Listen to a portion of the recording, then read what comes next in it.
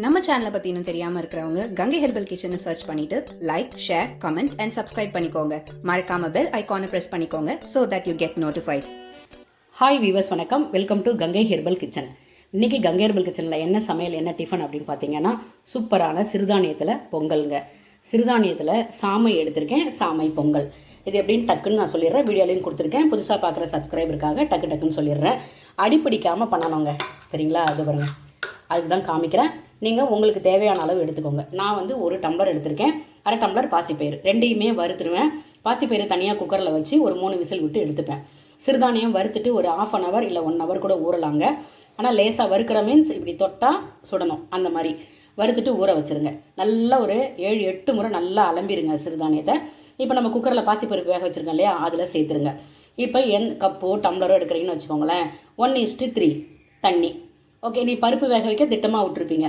அதில் ஒரு 1/2 டம்ளர் கூட இருந்தாலும் அந்த 1:3 ஊற்றுறீங்க இல்லையா, அதில் ஒரு 1/2 டம்ளர் குறைச்சிக்கோங்க. அதாவது நான் ஓப்பன் பாட்டில் தான் வேக வைப்பேன், கிளறி விட்டு வேக வைப்பேன். வயதானவங்களாக இருந்தாலும் குழந்தைங்களா இருந்தாலும் நீங்கள் என்ன பண்ணுங்கள், ஒரு கொதி வந்த பிறகு இது பாருங்கள், இதிலே மிளகு, ஜீரகம், பெருங்காயம், இஞ்சி எல்லாமே சேர்த்துருங்க. கருவேப்பிலையும் சேர்த்துட்டு கிளறி விட்டு வேக வைங்க. இது தாளிப்பு வேணும்னா சேர்த்துக்கலாம், வேணான்னா ஸ்கிப் பண்ணிடலாம். நான் எதுவுமே தாளிப்பு போடலை, சூப்பராக இருக்கும். அதாவது டயட் இருக்கேன், அபவ் 40க்கு மேலே 50க்கு மேலே இருக்கும், டயபெட்டிக் இருக்குது, பிபி இருக்குது, சுகர் இருக்குது, எல்லாருமே இதை ஃபாலோ பண்ணலாம். குட்டி பசங்களுக்கு வந்து நெய் விட்டு முந்திரி எதுனா தாளித்து கொட்டி கொடுக்கலாம். பெருங்காயம் கொஞ்சம் கூட போட்டுக்கோங்க, இஞ்சி கொஞ்சம் பொடியாக கட் பண்ணி போட்டுக்கோங்க. நீங்கள் குக்கரில் வச்சு மூடி போட்டு வச்சிங்கன்னா ஒரு மாதிரி கெட்டியாக இருக்கும். இது பாருங்களேன், நம்ம ஓப்பன் பாட்டில் வேக வச்சது அப்படி இருக்காது, தலன்னு நல்லா இருக்கும் சாப்பிட்றதுக்கு. அதுதான், ஆனால் சீக்கிரம் வெந்துடும். நீங்கள் வறுத்துட்டு ஊற வைக்கிறீங்க இல்லையா, அதனால சீக்கிரம் வெந்துடும். அதாவது குறைஞ்சபட்சம் 1/2 hour இல்லை 45 minutes கூட ஊற வைங்க. ஓகேங்களா? 1 hour ஊறினாலும் தப்பு இல்லை, சூப்பராக இருக்கும். ட்ரை பண்ணி பாருங்கள். பொங்கல், சாமை பொங்கல். அதுக்கு வந்து தொட்டுக்க வந்து தேங்காய் சட்னி.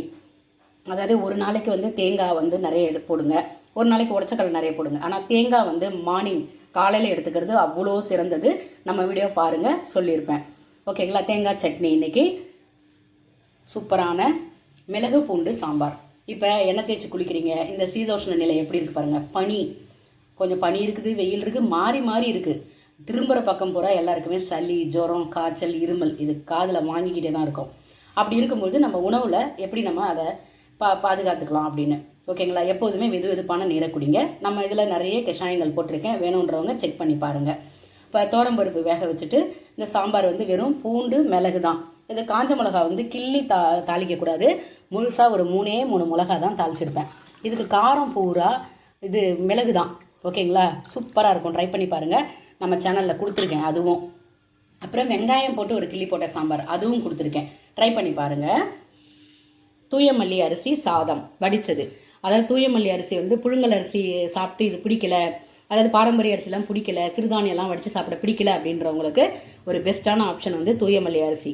அதாவது சாதா நீங்கள் புழுங்கல் அரிசி சாப்பிட்றீங்க இல்லையா, அதே மாதிரி தான் இருக்கும். கலர் தான் உங்களுக்கு அதே வெள்ளையாக தான் இருக்கும். ஆனால் சாதம் பார்த்தீங்கன்னா கரெக்டாக கண்டுபிடிக்கலாம். இங்கே பாருங்கள், முழுசாக இருக்கும் பாருங்கள். நீங்கள் புழுங்கல் அரிசி வடித்து செக் பண்ணி பாருங்கள், கொஞ்சம் கீரலாக இருக்கும். ஓகேங்களா? தூயமல்லி அரிசி வடித்து சாப்பிட்டு பாருங்கள்.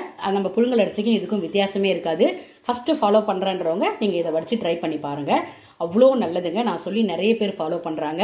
டயபெட்டிக்கு மிக சிறந்த ஒரு அரிசி அப்படின்னா தூயமல்லி அரிசி. ஆனால் பாரம்பரியமான அரிசியும் சிறுதானியமும் சாப்பிட்லாம், தவறு கிடையாது. மாற்றி நம்ம உணவில் எடுத்துக்கிட்டே வரணும். ஒரு நாள் சாப்பிட்டா எனக்கு எல்லாம் சரியாயிடுமானா சரியாக இருக்காது. நம்ம வாழ்நாள் முழுவதும் உணவை வந்து ஃபாலோ பண்ணணும், சரிங்களா? மாத்திரை மருந்து இல்லாத நம்ம உணவு வழியிலேயே நம்ம கரெக்டாக ஃபாலோ பண்ணிட்டு வரலாம். மாத்திரை சாப்பிட்றன்றவங்களும் இந்த உணவுகளை ஃபாலோ பண்ணலாம். படிப்படியாக உங்களுக்கே தெரியும் உங்களோட ஆரோக்கியம், யாரும் சொல்ல தேவையில்ல, உங்களுக்கே அது ஃபீல் பண்ணுவீங்க, உணருவீங்க, சரிங்களா? இப்போ சட்டிக்கரணை வறுவல்.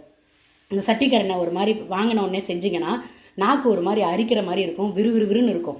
அதுக்கு என்ன பண்ணுங்கள், வாங்கிட்டு ஒரு 1 week வச்சுட்டு வேக வைக்கும்போது புளியாந்தழை இல்லை புளி போட்டு வேக வைங்க. ஒரு தலதளம் தண்ணி நல்லா கொதிக்க விட்டுருங்க. இந்த மாதிரி கட் பண்ணிக்கோங்க. தலதளம் கொதிச்ச பிறகு அதில் புளி, அப்படி இல்லைன்னா புளியாந்தழை, உப்பு போட்டு மஞ்சப்பொடி போட்டு வேக வச்சுருங்க. 3/4 வேக்காடு வேக வச்சுட்டு எடுத்து அப்படியே இறக்கி வச்சுருங்க, தண்ணியை வடிகட்டாதீங்க. ஒரு 10 to 15 minutes அப்படியே இருக்கட்டும். அதுக்கப்புறம் நீங்கள் தாளிப்பு போடுங்க. எண்ணெய் ஊற்றி கடுகு போட்டு நம்ம கருவேப்பிலை போட்டு பெருங்காயம் போட்டுட்டு வீட்டில் வச்சுருக்க சாம்பார் பொடி, தனியா பொடி, மஞ்சள் பொடி போட்டு அந்த எண்ணெயிலே லைட்டாக 2 நிமிஷம் வச்சுருந்துட்டு சிம்மில் தான் இருக்கணும், இல்லைனா கருகிரும். அதுக்கப்புறம் நீங்கள் வேக வச்சுருக்க இந்த சட்டிக்கரணையை எடுத்து போட்டுட்டு நல்லா கிளறி விட்டுட்டு சிம்மில் வச்சு மூடி எடுத்திங்கன்னா சூப்பராக இருக்கும் கருணக்கிழங்கு வறுவல். ஆனால் என்னென்னா வேகமாக வச்சிங்கன்னா உங்களுக்கு அடி பிடிக்கும். இங்கே பாருங்கள், அதனால தான் நான் திரும்ப திரும்ப சொல்கிறேன். சரிங்களா? இந்த மாதிரி ட்ரை பண்ணி பாருங்கள். சிம்மில் வச்சு அது பாட்டு கிளறி கிளறி விட்டிங்கன்னா உங்கள் சமையல் எல்லாமே முடிஞ்சிடும். அதுக்குள்ளே இந்த கருணக்கிழங்கு வறுவலும் ரெடி ஆகிடும். எண்ணெய் வேணும்னா நீங்கள் நிறைய ஊற்றிக்கலாம், எண்ணெய் வேணாம்னா இந்த மாதிரி கம்மியாக விட்டு பண்ணிக்கலாம். நம்மளுடைய சௌரியம் தான். இதோட கூட நீர்மோர் வேணுன்றவங்க ஃபாலோ பண்ணி பாருங்கள். நம்ம சேனலை இது வரைக்கும் பார்க்கலன்றவங்க ஒரு முறை பார்த்துட்டு வந்துட்டு செஞ்சு சாப்பிட்டுட்டு உங்கள் பதிவை பண்ணுங்கள், சப்போர்ட் பண்ணுங்கள். மறக்காமல் சப்ஸ்கிரைப் பண்ணுங்கள், லைக் பண்ணுங்கள், ஷேர் பண்ணுங்கள், கமெண்ட் பண்ணுங்கள். உங்கள் பதிவுகளை பதிவிடுங்க. நன்றி.